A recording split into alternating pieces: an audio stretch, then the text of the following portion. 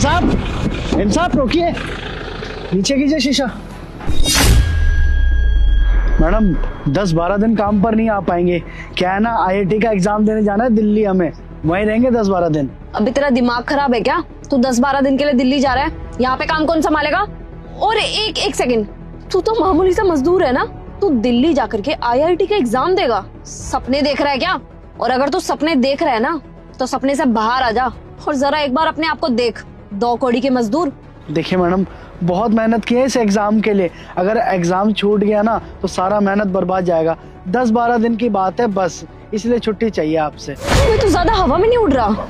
तेरे को क्या लग रहा है कि तू यहाँ आकर के मेरे से 10-12 दिन की छुट्टी मांगेगा कि तेरे को आईआईटी के एग्जाम देने दिल्ली जाना है तो मैं तेरे को छुट्टी दे दूंगी? तेरा दिमाग सही है, ठिकाने पे है कि नहीं? और बेटा एक बात ना कान खोल करके अपने दिमाग में डाल ले, अगर तू यहाँ से एक दिन के लिए भी गया ना तो तेरे को उसी दिन काम से निकाल दूंगी, समझ में आया? तेरे को ये लग रहा होगा कि तेरे बिना यहाँ पे काम नहीं चलेगा, तो ऐसा कुछ भी नहीं है। तेरी सैलरी में ना 10 लोग आ जाएंगे। और वैसे भी तेरे जैसे मजदूर ना सड़क में घूमते रहते हैं काम के लिए, समझ में आया? एक चुटकी बजाऊंगी 10 मजदूर आ जाएंगे। फिर देता रहियो तो अपने आईआईटी और आईएएस के एग्जाम। फॉर्म भरने को ना आईआईटी का एग्जाम क्रैक करना नहीं कहते, तेरे जैसे लोगों को ना गेट से ही भगा दिया जाएगा। काम मजदूर के और शौक नवाबी। और वैसे भी तुझे पता भी है वहाँ पे कितने बच्चे आते हैं ये एग्जाम देने के लिए, 24-24 घंटे पढ़ाई करते हैं वो, तेरे जैसे मजदूरी का काम नहीं करते और फिर भी ये एग्जाम नहीं क्लियर कर पाते। मैडम देखिए क्या है कि बहुत समय से पढ़ाई कर रहे हैं, बीच में ही पापा चल बसे, तो अब करते तो क्या करते, इसलिए मेहनत मजदूरी का काम करते हैं। इसमें इतना सरदर्दी होता नहीं है, सुबह से शाम तक काम करते हैं, हाथ में पैसा मिल जाता है तो बस उसी से खाना पीना चल जाता है और कुछ बुक्स वगैरह लेनी होती है वो भी चल जाता है। देखिए हाथ जोड़ रहे हैं, पढ़ाई का सवाल है हमारी, हमें जाने दीजिए, 10-12 दिन का बात है, जाने दीजिए हमें। अच्छा 10-12 दिन की छुट्टी? अबे तेरे को मैं एक दिन की क्या 1 घंटे की भी छुट्टी ना दूं, समझ में आया तेरे को? और अगर तेरे जैसे लोग आईआईटी का एग्जाम क्लियर करने लग गए, क्रैक करने लग गए वो एग्जाम, तो हमारे यहाँ पे जो साइट है वहाँ पे मजदूरी का काम कौन करेगा? तुम जैसे लोगों के लिए ना यही काम बना है, समझ में आया? ये बड़े बड़े ख्वाब ना बड़े बड़े लोगों के लिए, तो अपना ये ख्वाब छोड़ दे यहीं पे। क्योंकि बेटा तेरा बाप भी यहाँ पे मजदूरी करता था और तू भी यहाँ पे मजदूरी कर रहा है, और फ्यूचर बताऊं तुझे, तेरा आने वाला बेटा या बेटी ना वो भी यहाँ पे मजदूरी करेगी, समझ में आया? दिल्ली जाएंगे लाड साहब, वो भी आईआईटी का एग्जाम क्रैक करने। देखिए मैडम, आईआईटी का एग्जाम देने तो हम दिल्ली जाएंगे, हम मर्जी आपकी है, अगर आपको काम पे रखना है तो ठीक, वरना जयराम जी की। अच्छा मेरे से बहस कर रहा है? ठीक है, तेरे को वो एग्जाम देने जाना है ना, जा, मेरी बला से ना तू रास्ते में जाकर के ही मर जा। लेकिन अब तो मैं तेरे को काम से जरूर निकालूंगी, और पिछले महीने का बकाया चल रहा है ना तेरा, वो उसमें से भी 1 पैसा नहीं दूंगी, समझ में आया तेरे को? चल निकल अब, चलो राहुल यार। मैडम ऐसा मत कीजिए मैडम, एग्जाम देने जाना है, हम किससे जाएंगे मैडम, किराया भी नहीं है हमारे पास। साहब मैम साहब हमारे पैसे तो दीजिए साहब, मैम साहब हम पेपर कैसे देंगे मैम साहब?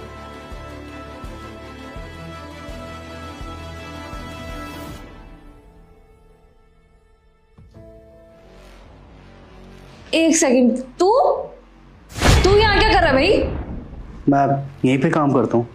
अच्छा, अब तू दिहाड़ी मजदूरी छोड़ करके यहाँ पे काम करने लग गया है? बस मैडम जी, मेहनत करके ये मुकाम हासिल किया है, अब इंसान मेहनत क्यों करता है, ताकि कोई ना कोई मुकाम हासिल कर सके, तो बस वो काम छोड़ा तो आज ये काम है। बाकी इसी काम से मैंने अपनी माँ को घर भी दिलवाया है। अच्छा जी, माँ को नया घर दिलाया है? ऐसे ही दिलाया होगा 20-25 गज का, क्या छोड़ो। वैसे तेरी यहाँ पे सैलरी तो अच्छी होगी है ना? मारे से मारे 20-25 हजार रुपये तो मिल ही जाते होंगे तेरे को। वहां पे तो तू 8-9 हजार कमाता था, और ऊपर से काम तो बहुत ज्यादा था उधर।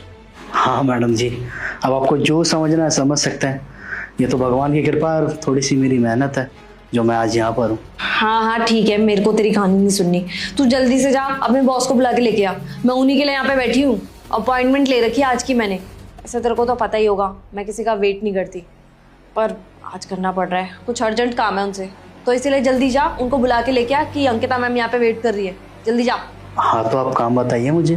तुझे बताऊं, तेरे को मैंने बोला था ना कि मेरे सामने अपने पर मत फैलाइयो, हवा में मत उड़, समझ में आया ना? अपनी औकात मत भूल मेरे सामने, जल्दी से जा अपने सर को बुला के ला मेरे सामने ना। तो अभी भी वही 2 कौड़ी का मजदूर ही है, पीएन का काम करने लगा है, सोच रहा पता नहीं कहाँ आसमान में उड़ रहा हूँ। देखिए, उनको बुलाने की क्या जरूरत है जब आपके सामने खड़ा हूँ। बताइए क्या काम करवाना है? क्या फालतू बकवास कर रहा है? तू है क्या यहाँ का ओनर? लगता है आपने बाहर नाम सही से नहीं पढ़ा। राहुल श्रीवास्तव, उन्हीं से मिलने आई है ना आप? मैं ही हूँ राहुल श्रीवास्तव। क्या मतलब? तू, मेरा मतलब क्या सर, आप हो इस कंपनी के ओनर? अब आइए आप लाइन पे। लगता है आपको किसी से बात करने की तमीज़ नहीं है बिल्कुल भी। वो एक्चुअली सर मेरी गलती नहीं है। वो मेरे को ऐसा लगा कि आप यहाँ पे काम करते होंगे, क्योंकि आप पहले मेरे वहाँ पे मजदूरी का काम करते थे ना, तो बस सर मिसअंडरस्टैंडिंग होगी। I am really very sorry. मेरा कुछ ऐसा इंटेंशन नहीं था आपको हर्ट करने का। हाँ, पहले मैं मजदूरी किया करता था, लेकिन था जब भी इंसान ही। और आपने मुझे उस दिन छुट्टी नहीं दी। अब मेरा एग्ज़ाम तो क्लियर करना था ना मुझे, तो क्या करता? वो आपकी नौकरी छोड़नी पड़ी मुझे। मैडम एक बात सच बताऊं, बहुत ज़्यादा मेहनत की है मैंने उस एग्ज़ाम के लिए। आपको पता है, बहुत सारी कोचिंग ट्राई की, लेकिन कोई कोचिंग समझ में ही नहीं आती थी, या तो फीस ज़्यादा मांगते थे। घर पे बैठ बैठ के दिन रात एक करके बहुत मेहनत करके पढ़ाई की है मैंने, तब कहीं जाके ये एग्ज़ाम दे पाया हूँ मैं। और मैडम कहते हैं ना कि जो इंसान मेहनत करता है उसको सफलता ज़रूर मिलती है। तो बस सफलता खुद मेरे पैर चूमने आ गई। मैं फर्स्ट डिवीज़न से पास हुआ वहाँ पर। आज उसी वजह से नए मुकाम हासिल किया है। वरना आप जैसे लोग तो यही चाहते हैं, एक गरीब का बेटा हमेशा मजदूरी बने।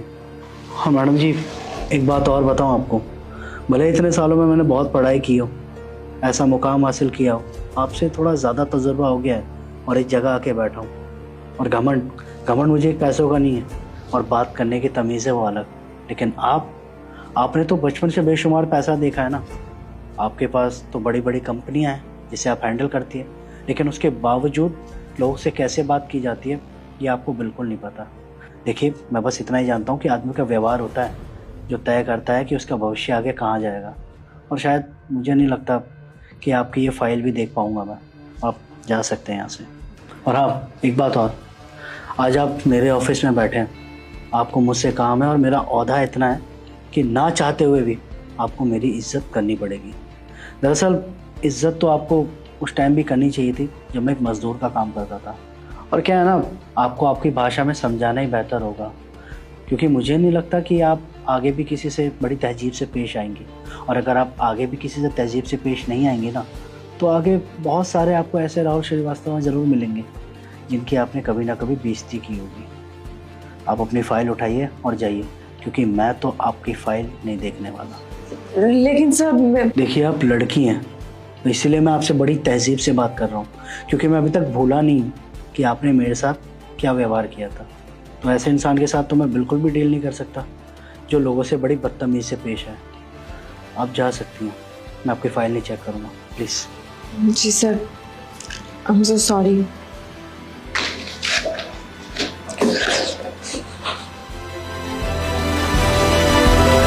ऑर्डर। अरे यार, मेरा वॉलेट ऊपर रह गया। एक सेकंड। अंकिता भाई, एक बार बुलाना है यार उसको, लगता है आवाज नहीं पहुंच रही है। जी। अरे गोरी चिपकली, सुनाई नहीं देता क्या? सर बुला रहे हैं। ओ भाई, ये कैसे बात कर रहा है दोस्त से? मेरी वाइफ है वो, थोड़ा तमीज से बात कर उससे। अरे सर, आप ही ने तो बोला बुलाने के लिए, आप रुको। ओ मेकअप की दुकान, लग रहा है मेकअप बहुत ज्यादा हो गया, कान के अंदर तक घुस गया है, इसलिए सुनाई नहीं दे रहा कि साहब तुझे बुला रहे हैं। चल इधर आ। पागल है क्या भाई? मेरी वाइफ है वो, उससे थोड़ा तमीज से बात कर। तेरे को तमीज नहीं है क्या कैसे बात करी जाती है कस्टमर से? अबे ओ, तेरी इतनी हिम्मत! ओ मैडम, हाथ उठाने की कोशिश भी मत करना। औरत हो, इसका ये मतलब नहीं जो मन में आया करी जाओगी। अबे ओए, 2 कौड़ी के डिलीवरी बॉय, तू जानता भी है मैं कौन हूँ? ये बिल्डिंग देख रहा है पीछे, इस पूरी बिल्डिंग की ना मालकिन हूँ मैं। समझ में आया तुझे? तेरी तरह 2 कौड़ी का काम नहीं करती मैं। अरे होंगी अब बिल्डिंग की मालकिन, लेकिन मेरी मालकिन तो नहीं है ना। मैं अपनी मेहनत की कमाता हूँ, मेहनत की खाता हूँ, तो फालतू में किसी की सुनूंगा नहीं मैं। अबे ओ, तू तो मेरे को क्या गिनवा रहा है? मेरे लिए काम करता है क्या? और तेरे को एक बात बताऊं, तेरे जैसे 2 कौड़ी के लोग ना यहाँ पे नौकरों का काम करते हैं। समझ में आया? सही कह रही है तू, बिल्कुल। तेरे नीचे ना बहुत सारे लोग काम करते होंगे, इसलिए तुझे मेहनत का असली मतलब नहीं पता। अरे कभी हमारी तरह धूप में निकल के देख, तुझे पता चलेगा। ये जो गोरा कलर है ना, ये 1 मिनट में काला पड़ जाएगा। अरे जब सुबह से शाम तक धूप में तपेगी ना, तब जाके इज्जत की 2 रोटी मिलेगी। लेकिन तुझे क्या, अपने बाप की कमाई खा रही है और बाप के टुकड़ों पे पल रही है, वो अलग। अबे ओए, तू कुछ ज्यादा फालतू नहीं बोल रहा। तेरी तो अंकिता, रहने दो तुम। ऐसे छोटे लोगों को ना हाथ लगाने की कोई जरूरत नहीं है। इसके कहीं लग वग गई ना तो पुलिस वाले हमसे पूछताछ करेंगे। ये तो निकल जाएगा आराम से, हमें ही लेने देने पड़ जाएंगे। वैसे भी ऐसे छोटे लोगों की ना ज्यादा सुनवाई होती है। गरीबी का ढोंग दिखाकर हमें फंसवा देगा ये। सही कह रहे हो राहुल, अगर मैंने इसके ऊपर हाथ उठाया या कुछ किया ना तो ये उल्टा मेरे को ही फंसा देगा। एक तो बदतमीजी कर रहा है और उल्टा हमारे ऊपर ही केस लगा देगा। लेकिन ना तेरे को मैं ऐसे नहीं छोड़ने वाली। अभी की अभी ना तेरी कंपनी में कंप्लेन करती हूँ और उनको बताती हूँ कि तू अपने कस्टमरों से किस तरीके से बिहेव करता है। रुक जा, तेरी तो पूरी नौकरी खा जाऊंगी मैं। और तो और बेटा, मैं यहीं पे नहीं रुकने वाली। इसके बाद ना मैं पुलिस कंप्लेन भी करूंगी और वहां पे बताऊंगी तू लड़कियों से किस तरीके से बदतमीजी से बात करता है। रुक जा तू। कर ले, यही कर सकती है तुझ जैसी लड़की। लड़कों को बस फंसा ही सकती है, वो भी झूठे जुर्म में। ठीक है, तेरे को पुलिस कंप्लेन करनी है ना, कर दे। ज्यादा से ज्यादा क्या होगा, मेरी नौकरी तो जाएगी ना। कोई बात नहीं, नौकरी चली जाएगी और 3-4 महीने जेल में रहूंगा, वो अलग। लेकिन मेरी बात कान खोल के सुन ले, जैसे ही मेरी बेल होगी ना, सबसे पहले मैं यहाँ पर आकर बैठूंगा और जब भी तू मुझे दिखेगी ना, हमेशा तेरे को टोकूंगा। गोरी छिपकली, मेकअप की दुकान, भूरे बाल वाली, मोटी आंटी, जो मन में आएगा ना बोले जाऊंगा। सबके सामने तेरी बेइज्जती करूंगा, वो अलग। अब तो तू रुक जा, तूने ना सारी की सारी लिमिट क्रॉस कर दी है। आज तो तेरी नौकरी गई, रुक जा तू। अरे क्या धमकी दे रही है बार बार, नौकरी से निकलवाऊंगी, नौकरी से निकलवाऊंगी। निकलवा दे नौकरी से। शायद तूने ना एक बात नहीं सुनी कि मेहनत की कमाता हूँ, मेहनत की खाता हूँ। मुझे तो कहीं भी नौकरी मिल जाएगी, लेकिन तू अपना सोच।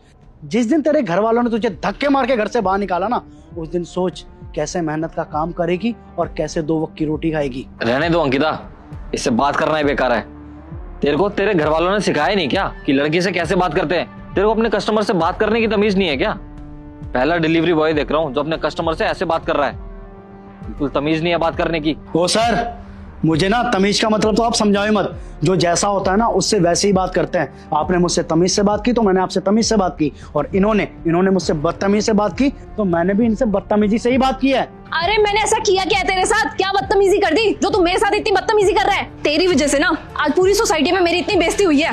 तेरी तो इज्जत है नहीं यहाँ पे, मेरी तो है ना। सारे के सारे लोग आते जाते देख रहे हैं, तब से पता नहीं क्या क्या बोले जा रहे हैं मुझे। मैं बताता हूँ ना, अभी आपने थोड़ी देर पहले मुझसे क्या बोला था।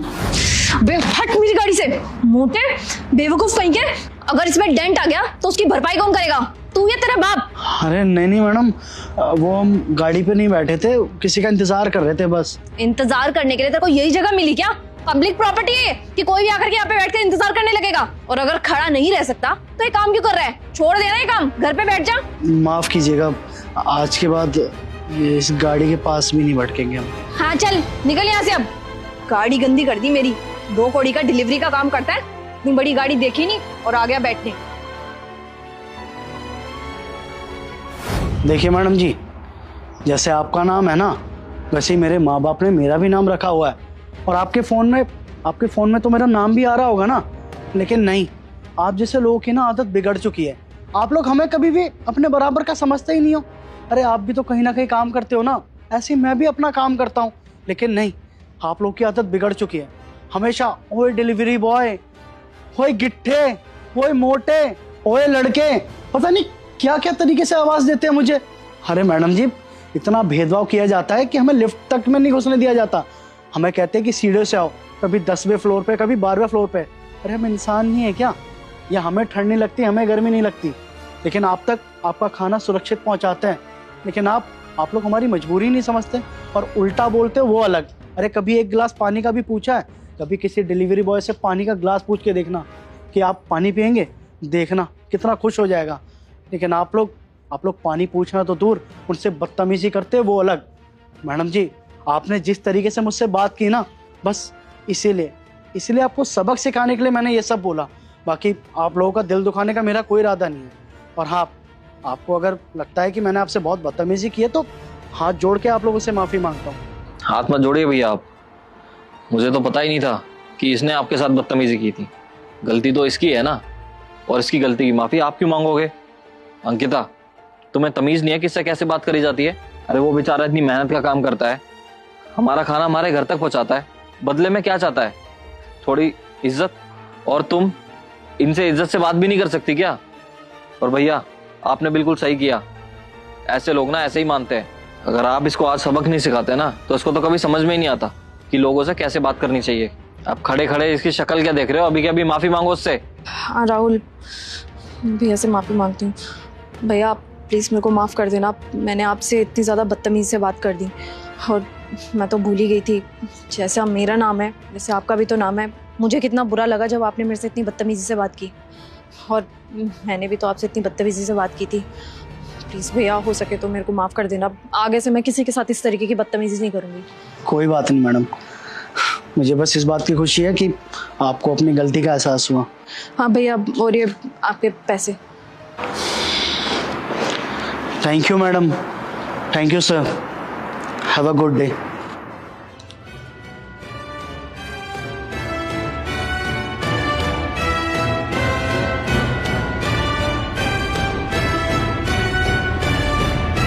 और क्या? कौन पागल है जिसने मेरे ऊपर कूड़ा फेंका? इस भिखारन की इतनी हिम्मत, इसने मुझे पागल बोला। इसको तो मैं बताती हूँ। अबे ओ, तेरी इतनी हिम्मत, तूने मुझे पागल बोला? तेरा दिमाग तो सही है? What is this behavior? Are you blind? You can't see. I'm sleeping here. English? ये तो बहुत पढ़ी लिखी है।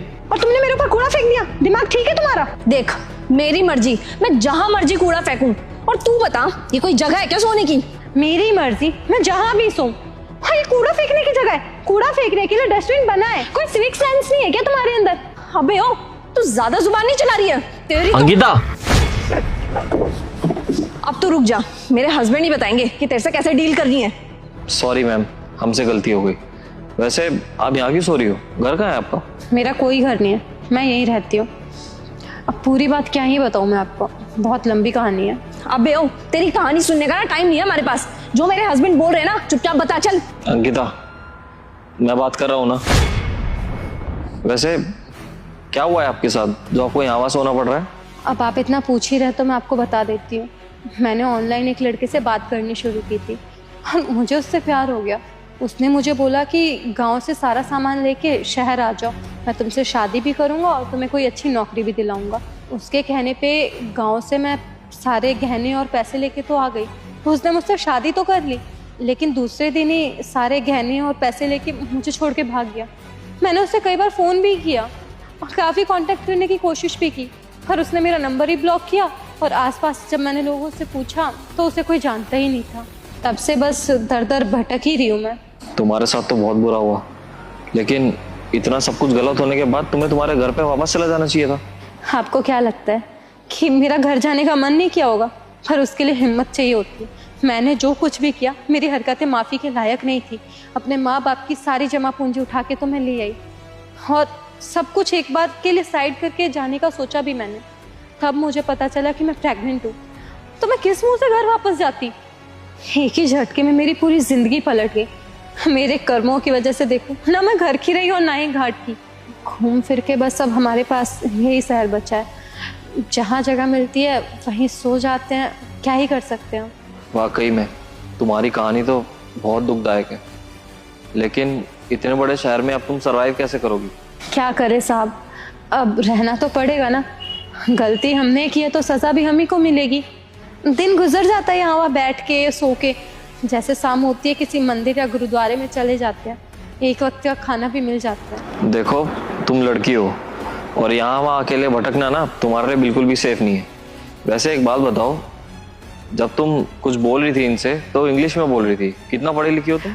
साहब ग्रेजुएशन कर रखी है हमने। अच्छा जी, ग्रेजुएट हो तुम। वैसे तुम चाहो तो मेरी कंपनी में रिसेप्शनिस्ट की जॉब कर सकती हो। हाँ हाँ साहब, क्यों नहीं। अगर 2-3 दिन आप हमें काम समझा देंगे तो हम यूँ सीख लेंगे। हाँ हाँ, इतना मुश्किल काम नहीं है कि तुम ना कर पाओ। तुम बहुत आसानी से सीख जाओगे। स्टार्टिंग में हम तुम्हें 20,000 रुपये दे पाएंगे और कंपनी का पीजी है, वहाँ पे तुम्हारे रहने की व्यवस्था भी हो जाएगी। बस खाने का तुम्हें खुद देखना पड़ेगा। लेकिन अब तुम्हारे पास कुछ है नहीं तो कंपनी तुम्हारे इस महीने का खाने का भी देख लेगी। अरे राहुल, तुम्हारा दिमाग तो नहीं खराब हो गया है क्या? ये देखना, इसको ऊपर से लेके नीचे तक ये भिखारन है। भिखारन क्या रिसेप्शन पे अच्छी लगेगी? ऐसी किसी को मुंह उठा करके जॉब दे दोगे क्या? अंकिता, किसी के पहनावे पे मत जाओ तुम। अरे उसकी कम्युनिकेशन तो देखो, कितना कॉन्फिडेंस है उसे। वो कितनी फ्लुएंटली तुमसे इंग्लिश में बात कर रही थी। उसको रख लेंगे तो इसका भी काम हो जाएगा और हमारा भी। वैसे भी रिसेप्शन पे ना ऐसे लोगों की जरूरत होती है जिनकी कम्युनिकेशन स्किल बहुत अच्छी हो। और अंकिता वो मजबूर है, अगर हम उसके काम आ जाएंगे तो इससे अच्छी बात तो क्या ही होगी ना। और अब मेरे काम में ना दखलंदाजी मत करो तुम, मुझे पता है किसको रखना चाहिए किसको नहीं। हाँ तो अब तुम बताओ, अगर मैं तुम्हें नौकरी दूं तो तुम करने के लिए तैयार हो? हाँ हाँ साहब, क्यों नहीं, मैं बिल्कुल तैयार हूँ। मेरे लिए तो बस डूबते को तिनके का सहारा है। परफेक्ट। तो आज एक काम करो, तुम हमारे घर पे हमारे साथ चलो, क्योंकि आज तो ऑफिस बंद है और कल तुम्हारे रहने का और तुम्हारे काम का दोनों का इंतजाम हो जाएगा। राहुल, तुम्हारा दिमाग खराब है क्या? तुम रोड में किसी भी अरे गहरे से मिलोगे, उसको घर पे जगह दे दोगे क्या? इसने कल को चोरी कर ली, फिर किसको ढूंढते फिरोगे? हमारे पास तो इसका कुछ प्रूफ भी नहीं है, और इसने चोरी की ना, फिर मेरे को मत बोलना। ठीक है, मैं तुम्हें कुछ नहीं बोलूंगा और तुम मेरे को मत समझाओ। दोबारा मेरे को ना डिस्टर्ब करने की कोई जरूरत नहीं है। और तुम्हें क्या पता किसी जरूरतमंद की मदद करने से कितनी दुआ मिलती है। हाँ ठीक है, फिर दुआ के चक्कर में ना घर पर चोरी करवा लो लोगों से। चुप करो यार तुम। देखो तुम चलो हमारे साथ। देखिए साहब, बुरा मत मानिएगा, हम मानते हैं कि आप हमारी मदद करना चाहते हैं, लेकिन आप अभी भी हमारे लिए अनजान हैं और किसी अनजान के घर में रहना ठीक नहीं है, तो हम आपके घर नहीं चल सकते। देखो तुम घबराओ मत, हमारा घर सबसे सेफ रहेगा तुम्हारे रहने के लिए, और मैं तुम्हारी भलाई के लिए ही सब कह रहा हूँ। चलो हमारे साथ। जी ठीक है साहब, जैसा आप बोलें। ठीक है, अब ये सारा सामान समेटो और चलो हमारे साथ। चलो अंकिता।